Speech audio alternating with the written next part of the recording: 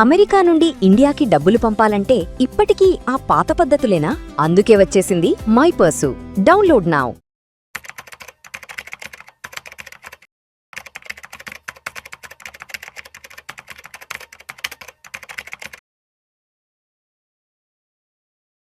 Hello everyone, I Madhavi Reddy, I'm certified financial planner. So ఎక్కడ చూసినా uncertainties. So madam ఎక్కడ save చేయలేకపోతున్నాము, ఇన్వెస్ట్మెంట్స్ చేయలేకపోతున్నాము. సో ఇన్వెస్ట్మెంట్స్ మొదలుపెట్టినా కంటిన్యూ చేయలేకపోతున్నాము. So they are showing their inability. ఇప్పుడు మేము ఉన్న మొత్తం మా క్లయింట్స్ అందరికీ కూడా మళ్ళీ రివ్యూ చేస్తూ ఉంటాం, మానిటరింగ్ చేస్తూ ఉంటాము. So we do encourage step up చేసుకోండి, every year on year SIPs పెంచుకోండి అని చెప్తూ ఉంటాము. బట్ ఏంటంటే they are unable to do it. అసలు ఎంత మనకి ఎస్ఐపి అనేది మనకి శాలరీ వస్తే చేయాలి? సో ఆల్మోస్ట్ 20,000 శాలరీ ఉన్నవాళ్ళైతే కనీసం ఒక 3,000 4,000 అయినా మీరు చేయొచ్చండి. అలానే మీకు 30,000-40,000 శాలరీలో ఉన్నట్లయితే try to do it at least 5,000 to 10,000 చేయండి. మీరు 50,000 శాలరీ, 50,000-80,000 ఇలా ఈ రేంజ్లో కానీ మీరు ఉన్నట్లయితే ఒక 20,000 15,000 అనేది ఎస్ఐపి చేసుకోవడం అలవాటు చేసుకోండి. So if you are in between 75,000 నుంచి 1 lakh వరకు మీకు ఉందంటే కనీసం ఒక 30,000 నుంచి మీరు ఎస్ఐపి అయితే ఖచ్చితంగా చేసుకోవాలి అండి. So how we can make create the wealth అంటే 80,000 శాలరీ వస్తే మనము 5 crores 4 crores at least 4 to 5 crores 50 yearsకి సంపాదించుకోగలమా అంటే అబ్సల్యూట్లీ ఎస్ అండి. మీ ఏజ్ కానీ దాదాపుగా ఒక 35 years ఆఫ్ ఏజ్లో ఉన్నారు. సో మీకు ఇప్పుడు శాలరీ ఒక 80,000 నుంచి 1 lakh మధ్యలో ఉంది అంటే డెఫినెట్లీ అండి you can make it 4 to 5 crores by the ageing of, అంటే మీరు ఆ టైంకి అంటే మీరు 50 years ఏజ్ అయ్యేటప్పటికి 4 to 5 crores అయితే మనము బిల్డ్ చేయొచ్చు. సో మనం ఎలానో ఇది బ్రేకప్ అనేది తెలుసుకుందామండి. మీకు 80,000 శాలరీ ఉండేటప్పుడు 30,000 ఎస్ఐపికి పక్కన పెట్టేయండి.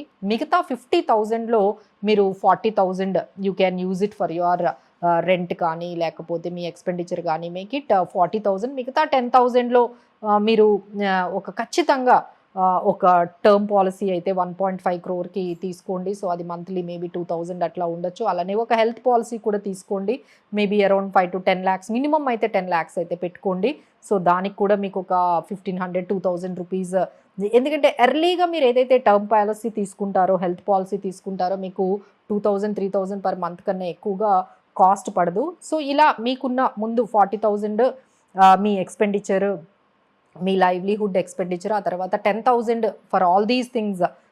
మీరు రిక్రియేషన్ ఎక్స్పెన్సెస్ ఏదైనా సరే ఆ 10,000లో మీరు మెయింటైన్ చేసుకోవాలండి. ఆ తర్వాత ఏదైతే ఆ 30,000 ఉందో that you can get in to multi asset funds, multi cap funds, flexi cap funds ఉన్నాయి. అలానే మనకి మిడ్ క్యాప్స్ ఉన్నాయి, స్మాల్ క్యాప్స్ ఉన్నాయి. ఈ విధంగా డైవర్సిఫై చేసుకుంటూ కానీ మీరు మేనేజ్ చేసుకుంటూ మానిటర్ చేసుకుంటూ వెళ్తూ ఉంటే డెఫినెట్లీ అండ్ ఎవ్రీ ఇయర్ కూడా స్టెప్అప్ చేసుకోవాలండి. ఇట్ ఈజ్ నాట్ అంటే మీరు ఓన్లీ ఒక అంటే ఎక్కడైతే స్టార్ట్ చేశారో 30,000తోనే ఆగిపోకండి. మీకు ఎవ్రీ ఇయర్ ఇన్కమ్ పెరుగుతూ ఉంటే మీరు ఒక్క 10% అనేది అంటే మీకు 30,000 ఎస్ఐపి అంటే నెక్స్ట్ ఇయర్ కనీసం 3,000 అన్నా పెంచుకోవడానికి ట్రై చేయండి.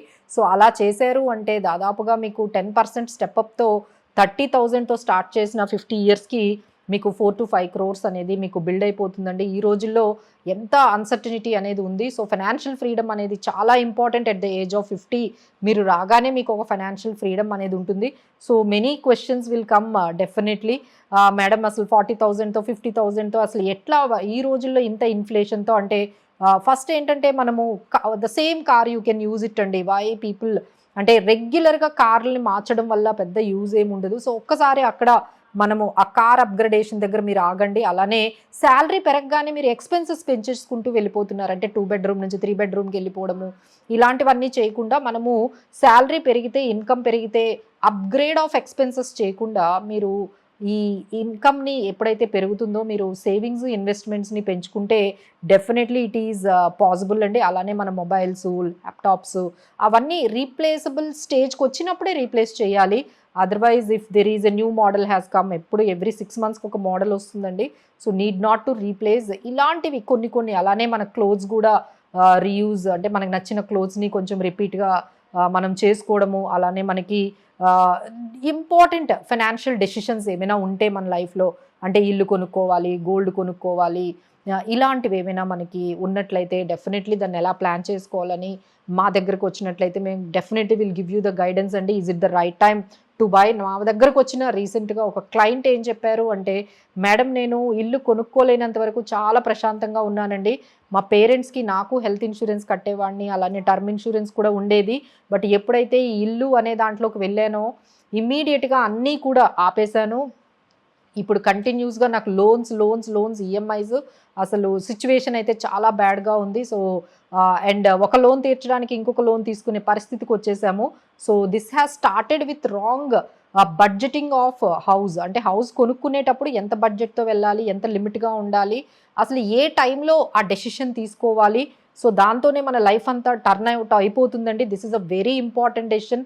మీరు ప్లాట్లు కొనేటప్పుడు కానీ, అంటే హ్యూజ్ ఇన్వెస్ట్మెంట్స్, అంటే 50 లక్షలు 60 లక్షలు ఇన్వెస్ట్మెంట్స్ పెట్టేటప్పుడు మాత్రం ఖచ్చితంగా అసలు రైట్ టైమా కాదా అని మీరు మీ వైఫ్ ఇద్దరు కూడా, అంటే ఒకరు వస్తే సరిపోదండి, ఇద్దరు ఫ్యామిలీగా వస్తే we can guide dum A better solution. And ఎప్పుడు తీసుకోవాలి, ఎలా ప్లాన్ చేసి తీసుకోవాలి అనేది ఖచ్చితంగా తెలుసుకొని అప్పుడు మీరు డెసిషన్స్ తీసుకోండి. So there is nothing impossible అండి. Even you are earning 80,000 rupees at the age of 35, still you can make 4 crores by the age of 50. For more ideas like this, మీరు మమ్మల్ని కన్సల్ట్ అవ్వచ్చు. మా నంబర్స్ ఇక్కడ display అవుతున్నాయి. ఒక్కసారి financial health చెకప్కి కానీ ఈ డెసిషన్స్, అంటే యూలిప్ పాలసీ తీసుకుంటున్నారు, హెల్త్ పాలసీ తీసుకుంటున్నారు, టర్మ్ పాలసీ తీసుకుంటున్నారు, మ్యూచువల్ ఫండ్స్ కావాలనుకుంటున్నారు, లేకపోతే ఇల్లు తీసుకోవాలనుకుంటున్నారు, ప్లాట్ కావాలి, ప్లాట్ కొనుక్కోవాలనుకుంటున్నారు, ఇలాంటి ఏ ఫైనాన్షియల్ డెసిషన్స్ అయినా ఒక్కసారి మీరు డిస్కస్ చేసి ఆ ప్రోస్ అండ్ కాన్స్ తెలుసుకొని అది మంచిదా కాదా, మనకు సూటబుల్ కాదా అనేది తెలుసుకొని అప్పుడు మీరు డెసిషన్ తీసుకుంటే definitely you will have a secured future అండి. ఫైనాన్షియల్గా మీరు చాలా సెక్యూర్డ్గా ఫ్యూచర్లో మీకు వెల్త్ అనేది క్రియేట్ అయిపోతుంది. So for more information please do reach us.